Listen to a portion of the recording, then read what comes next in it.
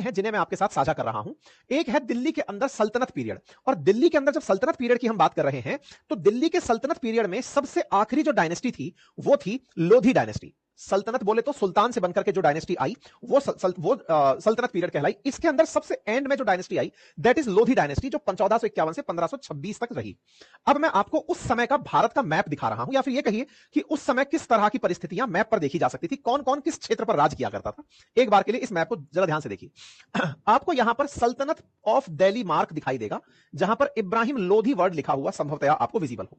ये जो सल्तनत काल के अंदर इब्राहिम लोधी आपको दिखाई दे रहा है, ये लोधी डायनेस्टी का 1526 के अराउंड का कालखंड है, मतलब 1524 से 26 के बीच का ये कालखंड है। और दूसरी चीज जो आप यहां पर ऑब्जर्व करें वो आपको नोटिस करनी चाहिए, the Rajput confederation under Rana Sanga of Mewar. ये जो पॉइंट है ना, ये आपको बहुत ज्यादा ध्यान देना चाहिए। मतलब यहां पर थे राणा सांगा, उत्तर की तरफ थे सल्तनत पीरियड में इब्राहिम लोधी।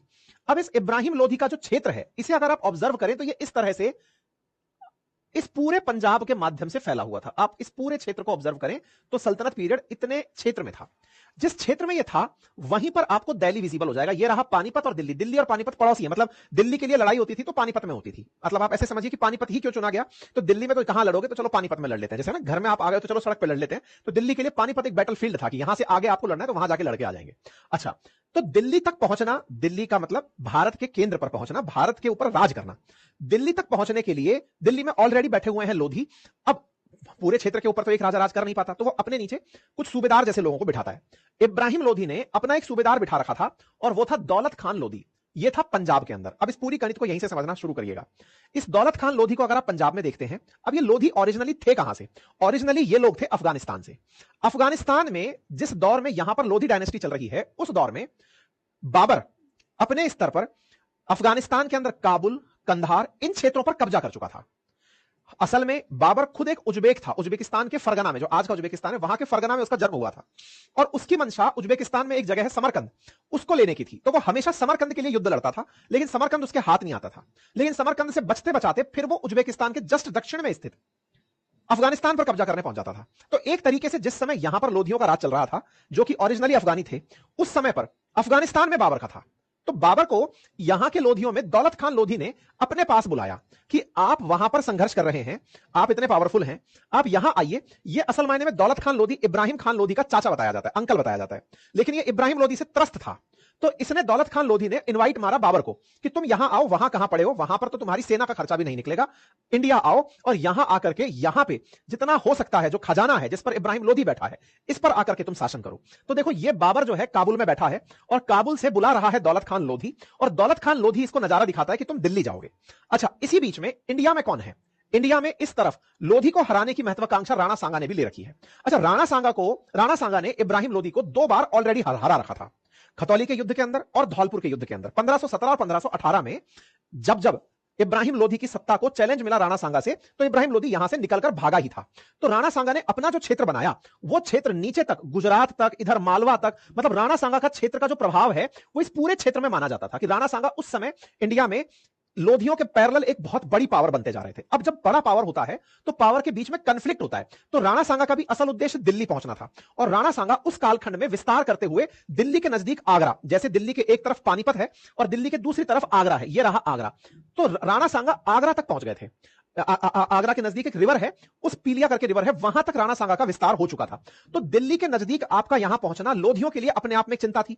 वहीं दूसरी ओर पंजाब के अंदर दौलत खान लोधी ने बाबर को इनवाइट कर लिया कि लोधियों को हराना है।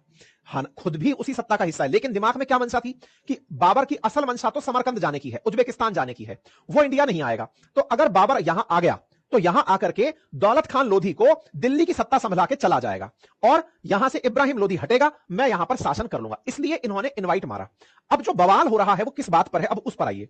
बवाल इस बात पर हो रहा है कि राणा सांगा ने भी बाबर को बुलाया था इब्राहिम लोधी को हराने के लिए। यह सारा की सारा कलेश मचा पड़ा है। कलेश किस बात का है कि राणा सांगा, जिनका इतना बड़ा खुद का अपना एम्पायर बन चुका था, उन्हें इब्राहिम लोधी को हराने के लिए उन्होंने दौलत खान लोधी के साथ साथ बाबर को इनवाइट भेजा था। अब यह असल कलेश कहां से आता है वो भी समझ लो। बाबर की एक पुस्तक है जिसका नाम है बाबरनामा। उस बाबरनामा में मैं लेके आया हूं, मैं रेफरेंस में उस लाइन को पढ़ाऊंगा भी आपको, जहां पर यह बात मेंशन है कि बाबरनामा लिख रहा है, बाबर का जो बाबरनामा है जिसमें वो अपनी जीवनी लिख रहा है, उसमें कि यहां से राणा सांगा की तरफ से भी उनका वेलकम किया गया और यह कहा गया कि आप उधर से आओ और मैं आगरा वाली साइड से आता हूं। इब्राहिम लोधी दोनों का कॉमन दुश्मन है और इसको ये इधर से हराएंगे, ये इधर से हराएंगे। ये बात बाबरनामा में लिखी है। नंबर दूसरा, भारत का जो प्राचीन इतिहास है, मध्यकालीन भारत का जो इतिहास है, उसके लिए जो एनसीईआरटी की टेक्स्ट बुक्स लिखी हैं, उन एनसीईआरटी की टेक्स्ट बुक्स में एक लाइन लिखी है कि शायद राणा सांगा ने, या शायद वर्ड का यूज किया गया है कि शायद राणा सांगा ने बाबर को लोधी को हराने के लिए इनवाइट किया था। अच्छा, इस बात में विश्वास क्यों हो जाता है? विश्वास इसलिए हो जाता है क्योंकि दोनों का कॉमन दुश्मन ये लोधी था। लोधी था तो इसका कॉमन दुश्मन होने की वजह से बुलाया जाना प्रतीत होता है। लेकिन इसमें कॉन्ट्रोडिक्शन किस बात का है? कॉन्ट्रोडिक्शन इस बात का है कि जिस राणा सांगा के बारे में यह कहा जा रहा है कि उन्होंने इनवाइट किया था, तो राणा सांगा के समकालीन जितने भी टेक्स्ट लिखे गए या फिर जो पुरोहित लोग राणा सांगा जी की पूरी डिटेल लिखते थे, उसमें यह कहीं जानकारी नहीं है। हां, यह जानकारी जरूर है कि बाबर ने लोधी पर अटैक से पहले राणा सांगा से मदद मांगी थी और उस मदद के नाम पर राणा सांगा ने एक बार के लिए सोच भी लिया कि इनकी मदद करी जा सकती है क्या। जब उन्होंने अपने सभासदों से यह बात पूछी तो उन्होंने कहा कि उसकी मदद करना सांप को दूध पिलाने जैसा है। इसके चलते राणा सांगा ने उनकी मदद को इनकार कर दिया कि हम आपकी मदद नहीं करेंगे। अब इंटरेस्टिंग बात यह है कि इतिहास में बाबरनामा को सही माना जाए या राणा सांगा के समय लिखे इतिहास को सही माना जाए, दोनों समकालीन है। लेकिन कहा जाता है कि इतिहास हमेशा विजेताओं के द्वारा जो कहा गया है वही मान्य होता है।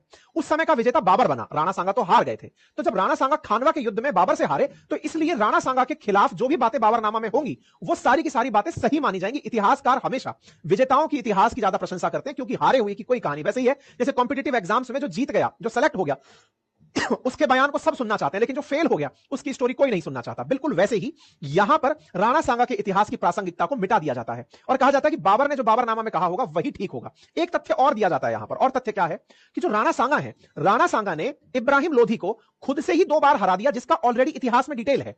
1517 में खातोली के युद्ध में और 1518-19 के बीच में लड़े गए धौलपुर के युद्ध में। जिन दो युद्धों के अंदर राणा सांगा ने खुद इन्हें हरा दिया हो, उन युद्ध में मदद के लिए आप क्यों इनवाइट करेंगे बाबर को? यह तर्क है। तो यह तर्क बड़ा भारी है कि इब्राहिम लोधी को जब ये खुद हरा सकते थे तो फिर उनको बाबर की मदद की जरूरत नहीं थी। बट पॉइंट यही है कि चूंकि बाबरनामा में लिखा है तो उसको सही मान लिया गया।